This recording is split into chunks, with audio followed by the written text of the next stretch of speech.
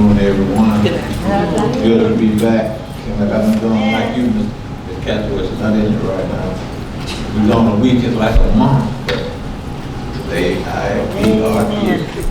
So if you would please, before I get started, turn to Exodus chapter 13.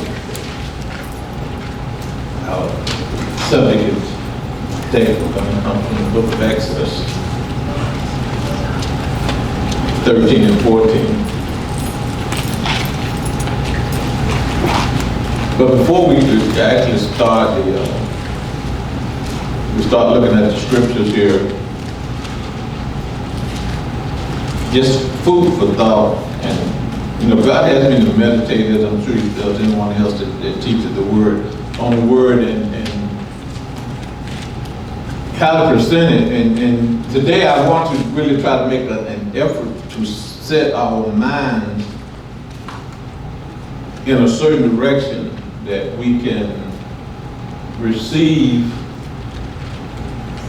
what the Word of God is saying in the way that He intended, and not to confuse about it. But right now, it's actually a thing, because I got to thinking myself, and it may not apply to everybody, but just bear with me. In the past, when I first started church, and you start to hear things, and we'll see when we talk about this accounting about these historical events. I dealt with historical events as just the event, if that makes sense, you understand? I'm just focusing on the event. And I'm not saying it was bad or anybody did anything wrong, but I would just focus on the event. But God was showing me, in these events, because when we start looking at history, things that God has done and still doing, when we look at an event like this, we are responsible. I feel that I was responsible for not treating it, for seeing the event, and this is the analogy He gave me. We see the event itself as like topsoil. That's just the surface, stuff you can see. Okay, I saw this event, read this great Bible story, now I understand what the story says. Yeah, God is really did this. But God said, no, you're responsible to dig down beneath the topsoil to see the treasure that is buried beneath the event. In other words, to know what is the depth of this event, what is the reason for the event, what is the significance of this event, not only being done, but being done the way it was done. Now, hopefully that's not confusing. But it's how we get special when we start the children. That's a good way to learn. As you start, you learn about the event. Jonah in the well, it was swallowed 3 days, he came back. But really that was a precursor to the death, burial, and resurrection of Christ. We don't really see it that way. We just think about the whales swallowed, the great fish swallowed Jonah, and after 3 days he was back. And I'm not saying it was bad, but see, we have to correlate the event. In other words, God said, let's dig through the topsoil and see if we can reveal a treasure that this event depicts. Okay? Hopefully our mindset is on that. With that being said, the title of today's sermon will be The Way of the Wilderness. The way of the wilderness. And as we read through this, we'll see God will take us into the wilderness. Through the wilderness. One of the titles for the book of Exodus, when you look at study Bible, is also called, I got a Schofield Reference Bible, and it's the title on the Exodus, according to this covenant, it's his commentary. It's not necessarily biblical, but one of the things he does is saying it's about deliverance. This whole book is about deliverance. And this is the mindset I want us to have to think about, okay, we're going to read about when the children of Israel were in Egypt and everything that went on for the leaving of Egypt. Now let's use this as an analogy. At one time, those of us that are saved, at one time we weren't saved, which means we were captive to sin. That could be an analogy of Egypt. At one time we all dwelled in an Egypt situation, which means we didn't have freedom. We weren't allowed to determine ourselves. We were unaware of what being free was. Matter of fact, you get into that mindset and you don't even think about freedom.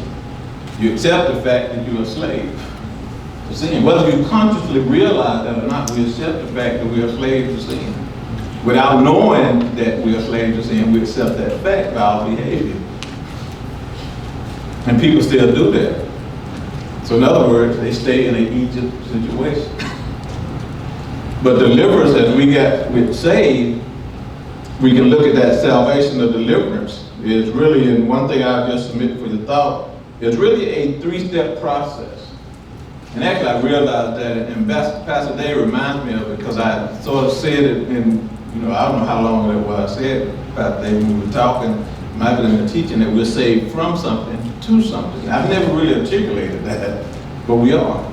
Deliverance is like a 3-phase process. First, we have salvation. That means we are saved or delivered from the power of sin. That's the first thing that happens. Now, put that in another when we read the script. The children of Israel were delivered from the power of Pharaoh and Egypt. They were taken away from it. Phase 2 is the deliverance is to a new righteous relationship with God. So now the children of Israel put in a position where they don't have to obey Pharaoh. God has pulled them out of this situation, released, delivered them from this bondage, so now they can have a relationship and be obedient to Him.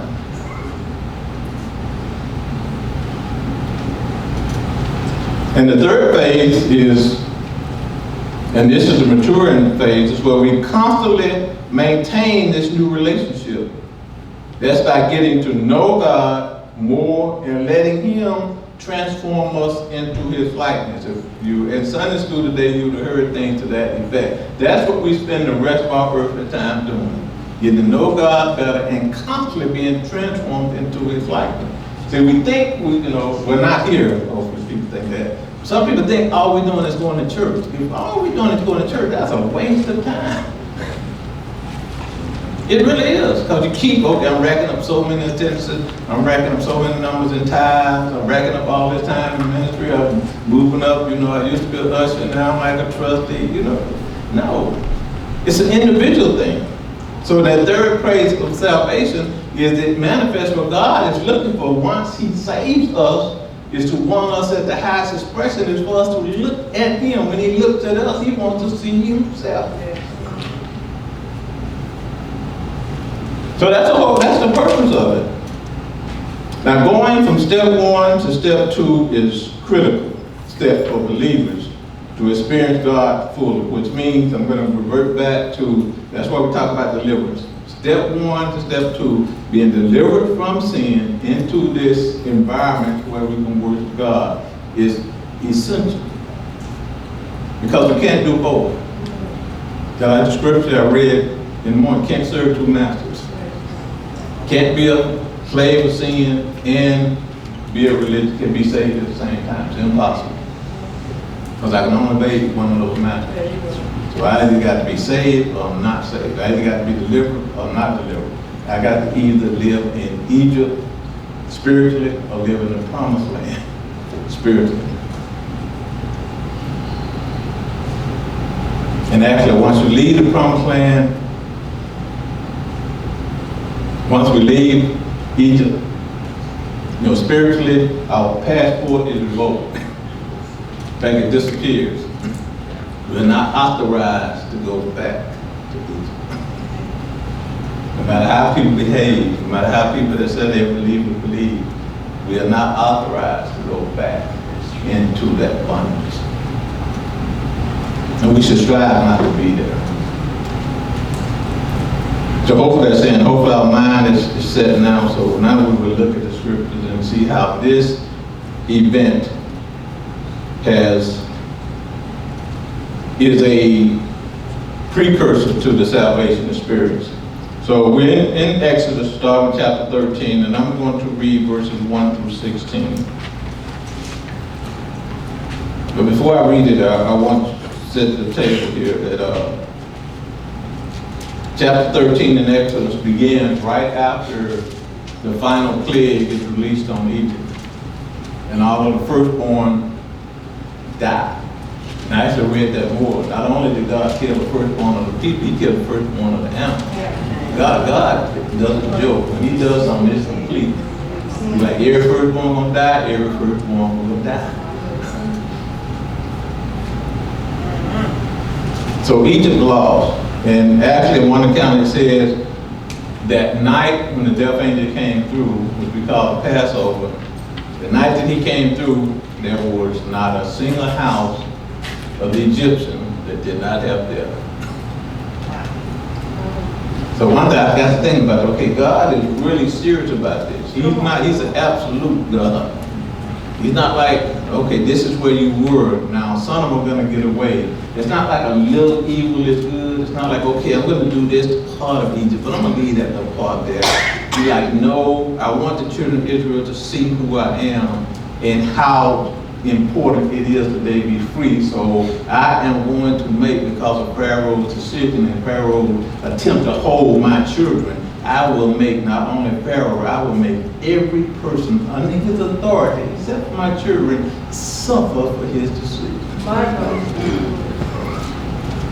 So that way you can look back and say, well, you know, some Pharaoh people got away. He only killed the regular people. No. God said he had to let every Egyptian know how important his children was to them. And I had to pay for what they'd done for 130 years. Oh, yeah.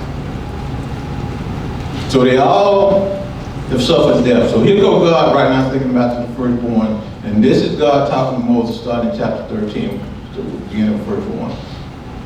It said, then the Lord said to Moses, dedicate to me every firstborn among the Israelites. The first offspring to be born of human and animals belong to me. I understand, God just took out the firstborn of Egypt. Now he's telling Moses, of my children right now, every firstborn belongs to me. Because the Egyptians have lost their firstborn for you to be free. This is the significance of the firstborn. As a memorial, you need to know that I want you to remember what I did to free you. So every firstborn that you have right now, instead of them dying, instead of them being sacrificed, they are to be dedicated unto me. And what the people that I get into a whole lot, you have to offer sacrifice once you have a firstborn. You have to present that firstborn and dedicate that firstborn back to God. All right. God said, belongs to me, not to you. That's important. You see, he keeps that principle rolling. So Moses said to the people, this is a day to remember forever, the day that you left Egypt, the place of your slavery. And I'm reading out of the New Living Translation. Should have told you that before. Today the Lord has brought you out by the power of his mighty hand. Remember, eat no food containing yeast. On this day, in this early spring, the month of Abib, you have been set free. You must celebrate this event in this month each year after the Lord brings you into the land of the Canaanites, the Hittites, the Amorites, the Hivites, and the Jebusites. He swore to your ancestors that he would give you a land flowing with milk and honey. For 7 days the bread you shall eat must be made without yeast. Then on the 7th day celebrate the feast of the Lord. Eat the bread without yeast during those 7 days. In fact, there must be no yeast bread or any yeast at all found within the borders of your land during this time. Stop at the Passover. See, God is still talking this, absolutely. This is the institution of the Passover feast. It was in the first month of the year, the new year.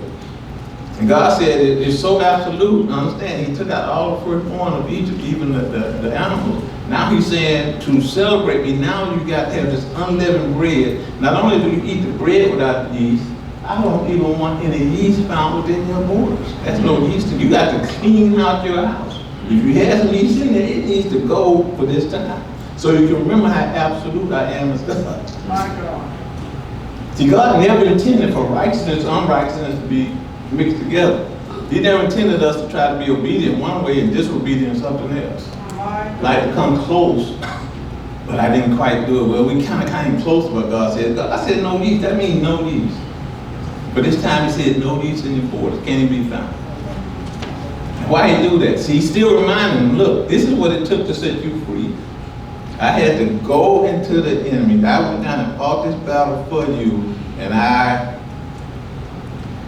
imposed a plague on them that was so absolute, there was no room, no margin for error. Everybody had to suffer, so you can know This is, I did complete salvation. You are completely saved. Now you need to be completely obedient to how you were saved. You see what I mean? We can't redefine it like, oh, well, that's close enough. God said no yeast, that means no yeast. See, it's not about the yeast, it's about obedience. Then verse 8 says, on the seventh day you must explain to your children. Now understand, God is saying it because you understand the people as time go on, not everybody will experience this. They're going to hear about it. So that's why you have to pass on what happened. On the seventh day you must explain to your children, I am celebrating what the Lord did for me when I left Egypt. This annual festival will be a visible sign to you, like a mark branded on your hand or your forehead. Let it remind you always to recite this teaching of the Lord. With a strong hand, the Lord rescued you from Egypt. So observe the decree of this festival at the appointed time each year. This is what you must do when the Lord fulfills the promise he swore to you and to your ancestors. When he gives you the land where the Canaanites now live, you must present all firstborn sons and firstborn male animals to the Lord, for they belong to him. For they belong to him. Now God is just telling us right there on this seventh day, you explain why you're doing these things. Then verse 9 says, this annual festival must be a visible sign to you. So all the festivals that we see there, they weren't that God wanted to keep the people busy, just thinking of stuff for them to do. It was a reminder to us of our relationship with him. See, we need that, because God knows we get busy. You have to live life. I'm sure not everybody's walking around every day just, oh, I'm just, saved by grace and I'm good. And Your boss like, wait a minute, can you cut your computer on and do some work? No, I'm just glorifying God. Well, you can go home and keep glorifying him. So God knows that there's a time for everything. That's why he put it at this specific time. Now that doesn't mean God is not important at the regular time, but he wants to let us know when the time's supposed to focus on this, when we need to refocus on our origin, the things God did for us and how we remember it must be as revealed to us, as obvious to us as if it was a mark on us. You see what I mean? Sometimes you like me, I got to see it to believe it.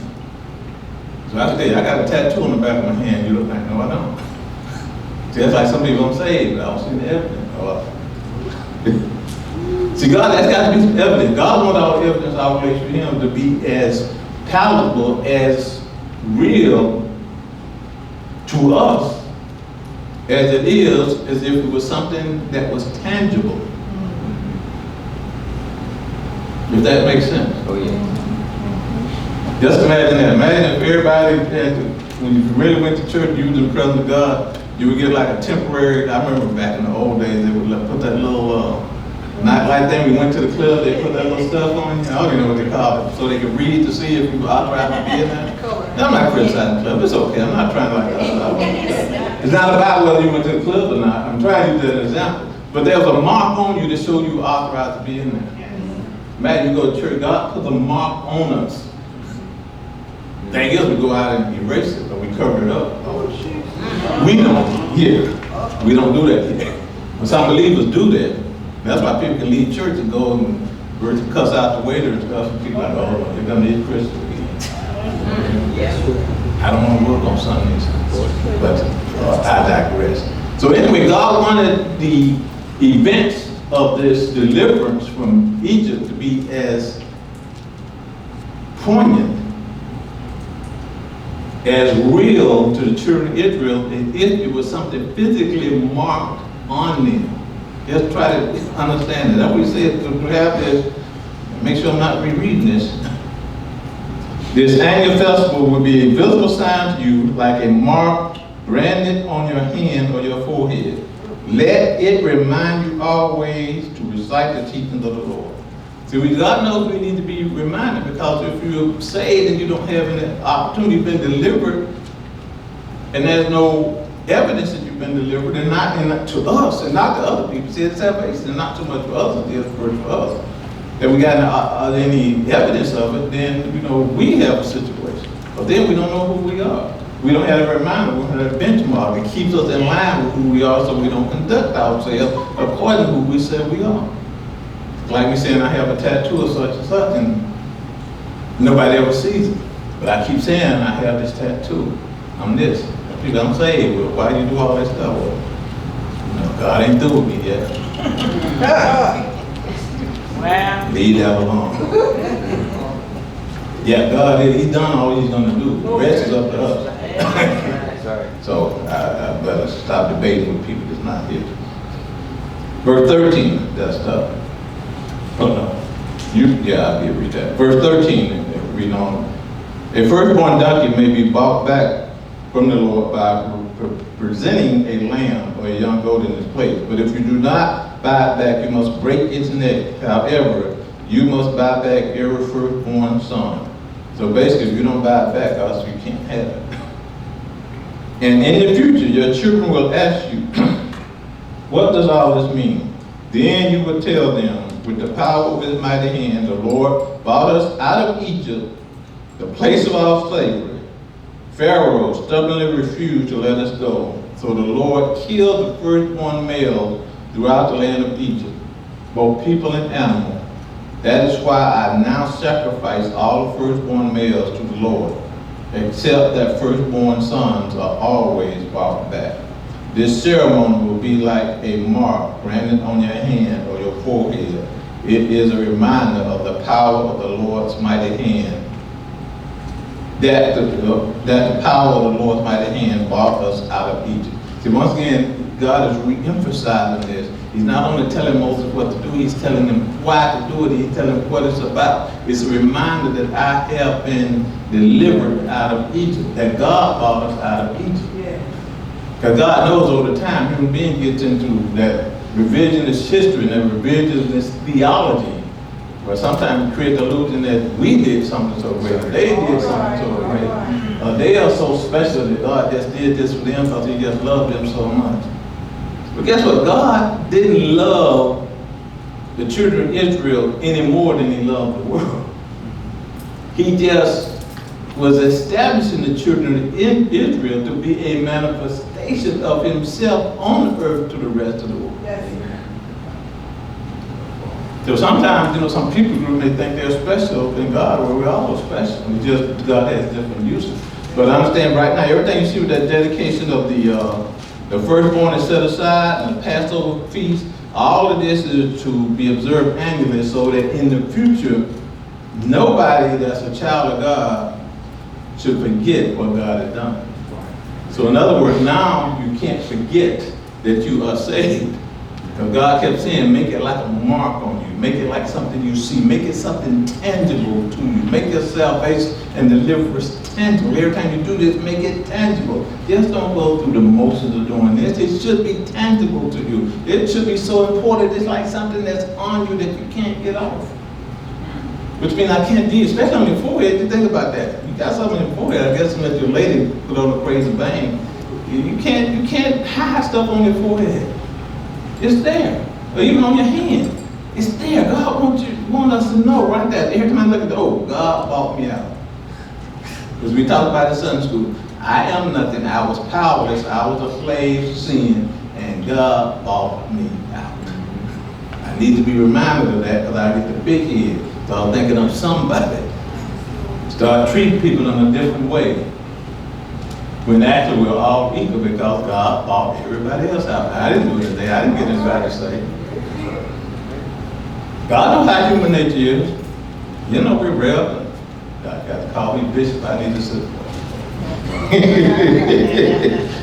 You need to elevate me. You need to respect me. You need to revere me. No, you don't. All we owe each other is love. As long as we love each other, we got everything else covered. God not worried about positions or titles. But understand, I'm hammering that first point, God said, remember this, He bought you out. Now let's transition over here. Let's look at the work of rest of 13. And this sort of shows where the title comes from. Because I read this, I'm like, man, I had never noticed this before. We're still in chapter 13. I'm going to read, start with verse 17. It says, then Pharaoh finally let the people go.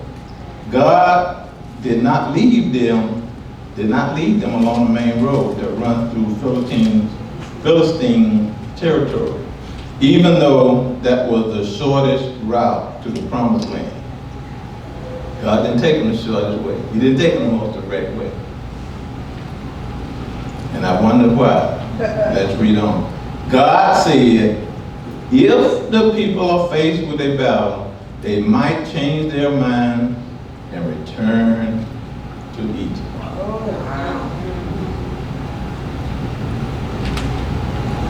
Because maturity, you've been liberated out of 430 years of slavery, but to take you to where I desire for you to be, you're not going the most direct route.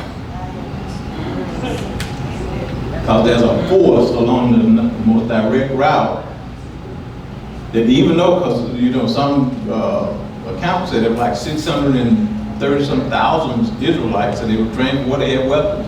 But God said, I'm not going to take them directly into this land, because if they encounter a battle, they're going to turn and return back to Egypt. Oh, Jesus. But very important when we know that people truly get saved, and me personally, I try to treat everybody as not in different categories. But we never know if we are guiding people along that direct way, and there's a force that's going to encounter that they're going to come against. Because it may not be the newly saved, but God will always take you that direct life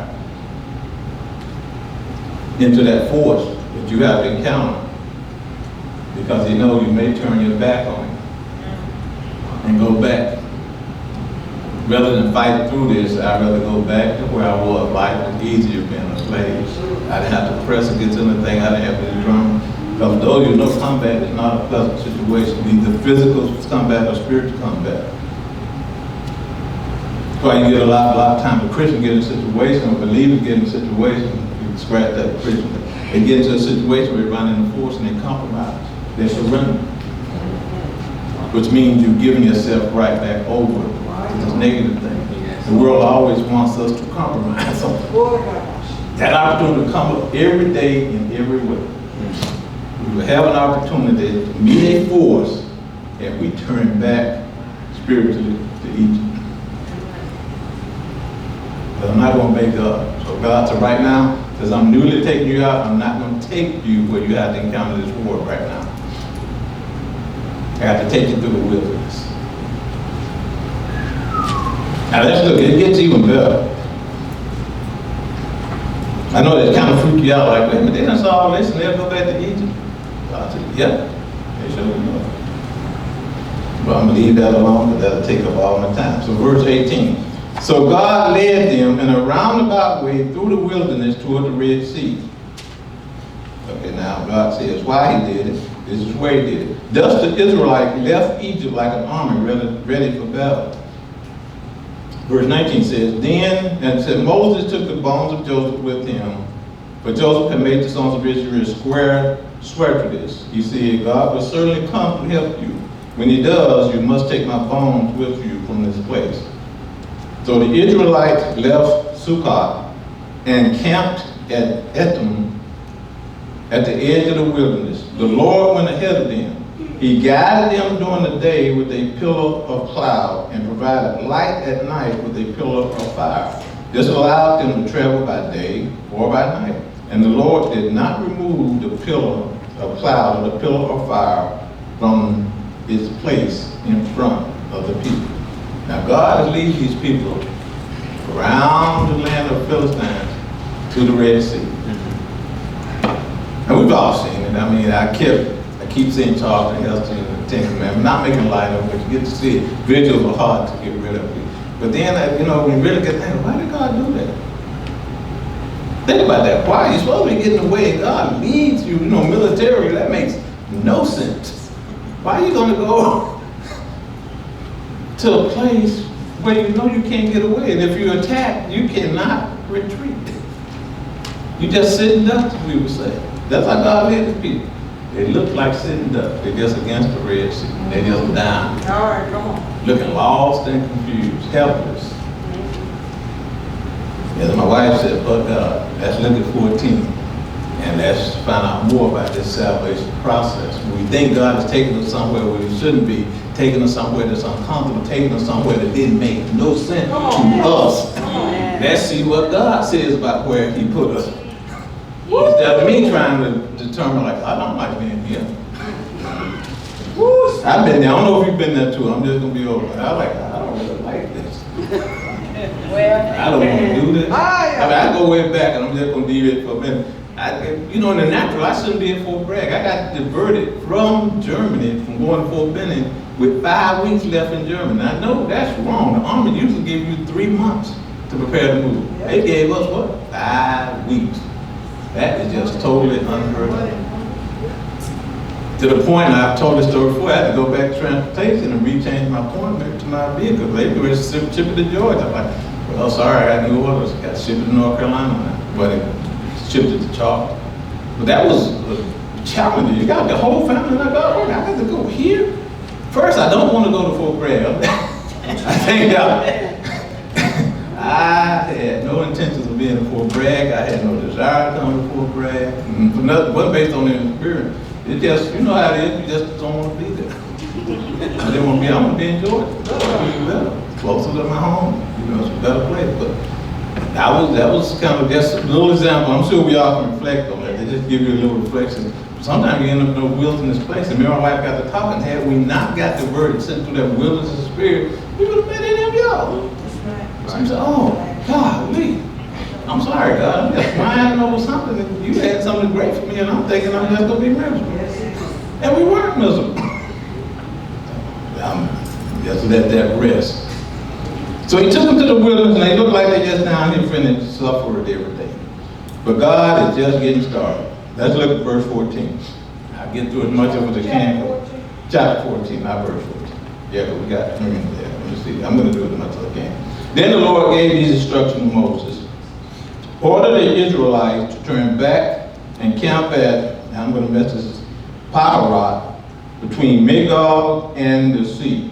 Camp there along the shore across from Baal-Zephon. Then Pharaoh will think, look at verse 3. Then Pharaoh will think the Israelites are confused. They are trapped in the wilderness. Once again, I will harden Pharaoh's heart, and he will chase after you. I have planned this in order to display my glory through Pharaoh and his whole army. After this, the Egyptians will know that I am the Lord. So the Israelites camped there as they were told. So He put them in a situation that in the natural, it would look like they were confused and trapped. And Pharaoh would think they were confused and trapped. So because Pharaoh was only seeing with his natural eyes, he thinking they are in here, they're trapped, they got and led them into the trap, I got them. But then he didn't know God hardened his heart to make him chase them into this trap that He had set for them. See, God will put us in situations look like we just getting put down. Look like we just getting the short end of the stick, though, people just said. And God, and some of you just, can reflect. You've been situated to interact with people. And they were like that Pharaoh mentality. They coming at you for no reason. They don't want to come at you because they're cowards. They'll come at you when they look like you're weak and confused. And yet you look around, they're not even there anymore. I remember my wife, one situation with somebody, they prayed, and poof. Person wreaking all that havoc, all of a sudden, poof. They were somewhere else. Think about it, I bet you don't have people poofed out of your life. Because they had the audacity to attack what God had put in order and they did it. Whoa, wow. So now God got the children of Israel looking like one thing. And that's why I love what God does. He really set up, he's a master strategist. He got his children looking like they're defenseless, weak, and confused to entice the most powerful army on the first and third to come after them.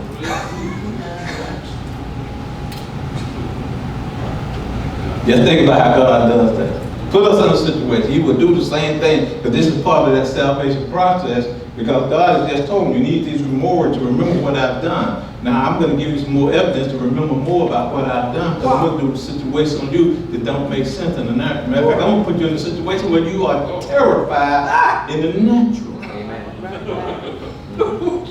I'm gonna let you be terrified in the night. I'm gonna put you in a situation where you will, I guarantee you will be terrified in the night. Because until I get you to the point that you see how mighty I am, you will not be of any use to me. Right. If you think you can do something, God, I can't work with you. God can't work with folks that think they can do stuff without you. Why? You can do it on your own. You don't need me. That's what God will say. So God don't let his children be terrified. Put them in this situation. I see now some of you are talking, well, that's why I had to go through that. That's why I had this old crazy boss that did these things, or these people that did this. God puts us in situations because we're still here. So we see who has the victory, God does. So now his people are terrified. He said, camp, he didn't say just run by the Red Sea. He said, go camp down there. Go put up tents. I want Pharaoh, I want him to really get sucked in. I want to think that y'all just comfortable and chill and y'all stuck here. That y'all have no recourse. So God set this excellent trap. Verse 5 reads, then word reached the king of Egypt that the Israelites had fled. Pharaoh and his officials changed their minds. They just let them go a little while ago. And they changed their mind. Oh, we made a mistake. I'm not going to be sarcastic about it. Anybody, keep going. What have we done letting all those Israelite slaves get away? They asked. So Pharaoh harnessed his chariot and called up his troops and took with him 600 of Egypt's best chariots, along with the rest of the chariots of Egypt, each with this commandment. Verse 8, the Lord hardened the heart of Pharaoh, the king of Egypt, so that he chased after the people of Israel, who had left with fish raised in defiance. Like that Pharaoh, like, yeah, I remember y'all were clowning me a little while ago. Look at you now. I got you. I'm going to get you back. You got away. You thought you were free. I won't say you do. That's how you do that. Thought you were free. Sound like I don't remember the account of Haman and Esther, of Haman and Mordecai. Well, Haman built this great big scaffold and stuff. I don't mention Mordecai. Yeah, that's true. I'm going to hook him up. I'm going to string him up so high they're going to see him in the next country. Next thing you know, who's hanging from the news? Haman himself. He built it all and didn't realize he was stringing himself up. Now here comes Pharaoh. He's all there. It's time to get y'all back now. I knew I was wrong. Verse 9 says, the Egyptians chased after them with all their forces in Pharaoh's army. All his horses, all his chariots, all his charioteers, all his troops. The Egyptians caught up to the people of Israel as they were camped against the shore near Thaharah, across from Baal-Zephon. As Pharaoh approached the people of Israel, the people of Israel looked up and panicked when they saw the Egyptians overtaken. I told you, he left me terrified. They looked up now, they're like, oh my God, it's Pharaoh's army. I'm saying, they knew who he was. They had experienced the power of that army before. They are panicking when they see them overtaken. They cried out to the Lord, and they said to Moses, why did you bring us out here to die in the wilderness? Weren't there enough graves for us in Egypt? What have you done to us? Why did you make us leave Egypt? Didn't we tell you that this would happen while we were still in Egypt? We said, leave us alone. Let us be slaves to the Egyptians. It's better to be a slave in Egypt than a corpse in the wilderness. So when things don't look right, it's always easy to attack God's leader. Matter of fact, that's kind of, I know others don't read like that, but basically people are saying, well, we told you way back then this wasn't going to work. See, I could have been Moses like, well, why y'all come out there? Why didn't you stay with you? You out here, now you blaming me. Think about that. Then, well, I'm going to let that go. But at times we have to be aware. And understand they're still, 430 years they've been under Egyptian rule.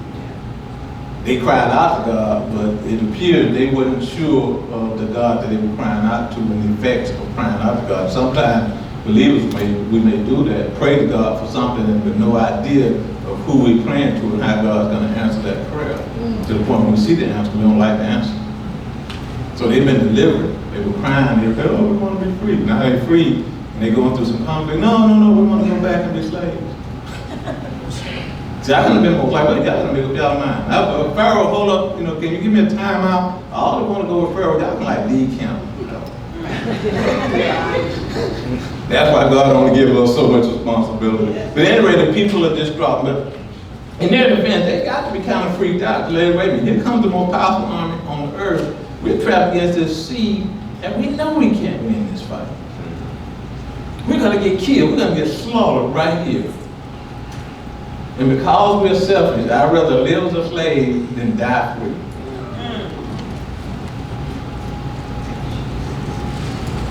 Absolutely amazing, but it is what it is. But Moses told the people, don't be afraid. Just stand still and watch the Lord rescue you today.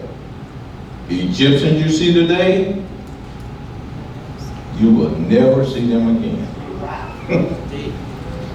The Lord himself will fight for you. Just stay calm. There's a reason I read this from the New Living Translation. Sometimes I have to get it from the New Living Translation. I'm going to read that again because this is about. But Moses, after all the people are freaked out, and that's why I gave you an analogy how I probably reacted. Moses didn't even let it impact him that the people that went off on him. Back were blaming him. All he told them to do was, don't be afraid. And I know in the King James it says, be still and see the salvation of the Lord. This Egyptian army, all this might, all this strength, all this ferocity you see coming after you, all this is instilling fear in you, you will not see this again after the day. God's going to make it even more complete. Now I'm thinking, wait, he just killed all the firstborn, he did all the other 9 plagues of this or this. Well, taking it on is like no big deal. But at times we need to be reassured. Because God put them in that wilderness, put them in that situation so that they would get additional information, additional opportunity. They would get additional confidence how thorough he is. That's why he sent the army back out. For all the while they might have been thinking, well, this might happen, that might happen. That's why, me, I don't understand people running around scared of Satan, worried about some demonic activity overtaking them. Who is this? Looking too many horror movies and stuff. Like demons waiting behind stuff, just pouncing people and stuff. No, demons supposed to really believe demons are fleeing from us. Please, that's how I conduct myself, and I'm sure you do too. I walk out demons there, you got to go. All you have to talk to them. That's why you need to talk to them. They're so far from you, they can't hear you anyway. Guess what? You really believe you have run the demons. You have run the demons so far away they can't hear you when you talk to them. They're going on. They look for somebody else. They don't want to deal with God. Because they see us, they see God. So they don't want to deal with that. They're like the demons in the graveyard. Jesus walking through, oh, they screaming and hollering, you come to torment us for a time. Jesus just walking along. They knew who he was. But I know what you do for us. I know what our destiny is. And we see our end right here in you. So Moses made the children of Israel aware that God was going to take care of them. I'm going to read one more, and then we're going to transition to communion. And because I'm pretty sure we know the rest of the story, but actually one more thing I want to look at, because God has given Moses some instruction. I want you to read 14 for the sake of time, but let's look at 19. This is once God has set everything up and told him, given Moses all his instructions about what he's going to do and how he's going to do it. Now you got the children of Israel all lined up, and in verse 19, God told Moses something that, see something very interesting. So they're coming down, and God has given Moses a battle plan of what's going to happen. But in verse 19 it says, then the angel of God, who had been leading the people of Israel, moved to the rear of the camp. The pillar of cloud also moved from the front and stood behind them. The cloud settled between the Egyptians and the Israelite camp. As darkness fell, the cloud turned to fire, lighting up the night. But the Egyptians and the Israelites did not approach each other all night. So what had happened all the while, God had his angel leading the people from the front. But now they're getting ready to go and eliminate Pharaoh. He moves the angel to the back. Jesus. We didn't need the angel in the back. Basically telling people, y'all need to follow Moses. Don't look back, because the angel got all this other stuff back. You can focus on this, my man now, my leader. I found that very interesting. That the angel didn't lead him across. The angel didn't lead him through the water. He used Moses to lead them through the water. Think about that. Because Moses, they called him the deliverer. It wasn't Moses, it was the power that Moses had because of who he was in God. But God shifted his dynamic and his strategy. Because sometimes you get believers, and that can be a dangerous speed. People always want this miraculous manifestation of things before they think of God. No. Sometimes God's going to tell you, well, listen to my leader over there. I'm sending him or her through here. You say follow him. We have to know that. I thought it was funny. He could have did the angel. There's a lot of other things he could have done. We're going to prepare for communion. But God, I think God could have did this a lot of ways. Think about it. He could have just killed the Egyptians and left the people right there in Egypt. God, I think about all the Egyptians that the Jews didn't have people. No, that wasn't where God wanted to be. Right. You got to go to, because you got to have more confidence in me. Getting things the easy way is not God's way. God is not the easy way. Now, I'm not saying he wants us to struggle and necessarily, but God is not a God of the easy way. He's not write something on a card, put a postage stamp on it, and mail it off and get this water or this cloth or this nonsense, this voodoo. You know, I was send something to Mitch Rudolph. This voodoo thing or this little token or this little, what they call trinkets or some witchcraft and think that God has done something. God don't operate that way. That doesn't even make sense. Okay, everything I want something like Aladdin, I'm gonna rub the lamp. I'm gonna send this miracle offering in. I'm gonna go get this prayer cloth.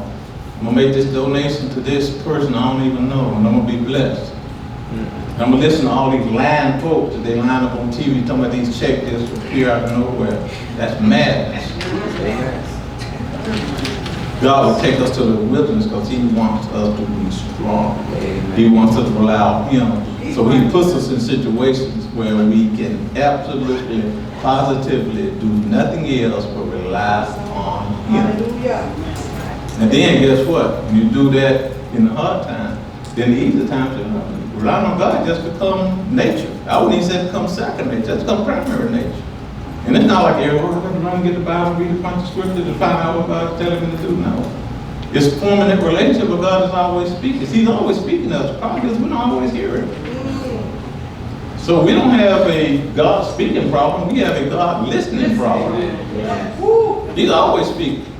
But do we hear him? Or have we run back to Egypt to be comfortable? Have we bought into something from Egypt? But some of these ministries are like Amazon Egypt. You're getting stuff straight from hell.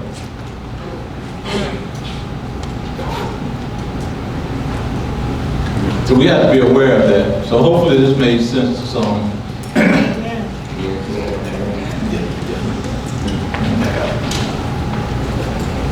All right. Well, praise God, because I can keep going, but I will pause for now. We're going to transition.